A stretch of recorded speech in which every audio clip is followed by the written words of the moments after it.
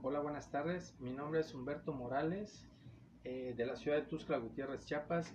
Voy a explicar el tema sobre los derechos humanos y la diversidad cultural sobre mi proyecto integrador. Introducción. Los derechos humanos se basan en el principio de respeto por el individuo.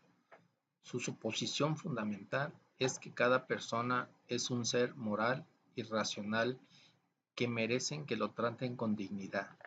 Se llaman derechos humanos porque son universales, mientras que naciones y grupos especializados disfrutan de derechos específicos que se aplican solo a ellos.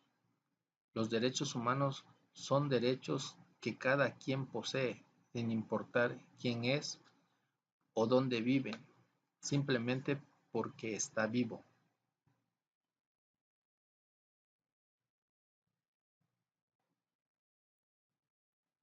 El objeto del estudio de los derechos humanos es la perspectiva disciplinar sobre relaciones internacionales.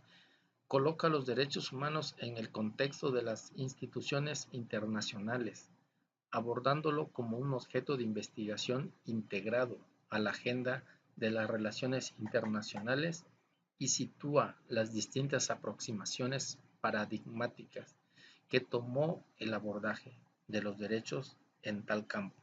Asimismo, las dinámicas de poder entre países notables a la hora de considerar que conflicto será tratado como una violación de los derechos humanos pasibles de requerir una intervención internacional y cuál emerge como una de las dimensiones de constitución del objeto, si bien no resulta necesariamente privilegiada.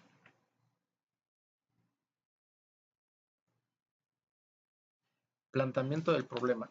La formulación de este proyecto responde a la necesidad de repensar conceptual y normativamente los derechos humanos y las teorías de la justicia en el nuevo entorno generado por la transformación en los marcos sociales de referencia en que tienen lugar las migraciones. El proyecto adopta un enfoque global para el estudio normativo de la movilidad humana y trata de analizar las siguientes cuestiones. Inciso A.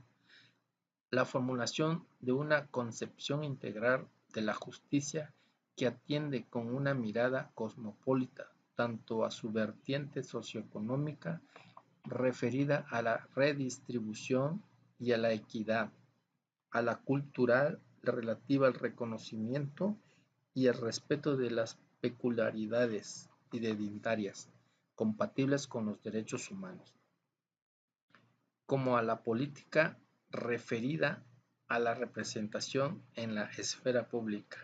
Inciso B. Estas tres dimensiones de la justicia en relación con la desigualdad estructural nacional-extranjero se buscará cruzar críticamente ambas cuestiones con el fin de evitar tanto el nacionalismo metodológico en las teorías de referencia en filosofía política y social, como el sesgo incluyente en las orientaciones normativas de las políticas migratorias. Inciso C. La posibilidad de constituir una ciudadanía cosmopolita o transnacional garante de derechos políticos, socioeconómicos y culturales. Especial hincapié se podrá en analizar el modo en que los criterios de redistribución de la riqueza puedan ser integrados en el núcleo duro de los derechos humanos.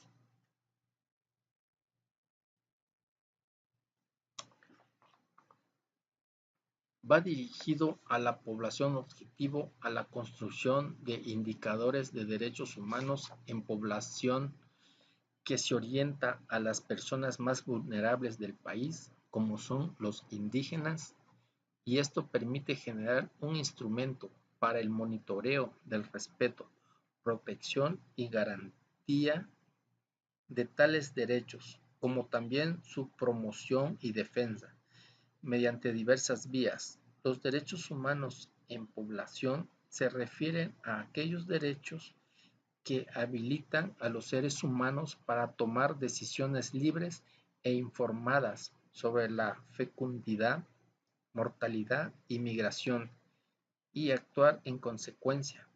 La legislación internacional de derechos humanos define derechos civiles, culturales, económicos, políticos y sociales que son relevantes para los comportamientos demográficos. El marco teórico habitualmente se definen como inherentes a la persona, irrevocables, inalienables, intransmisibles e irrenunciables.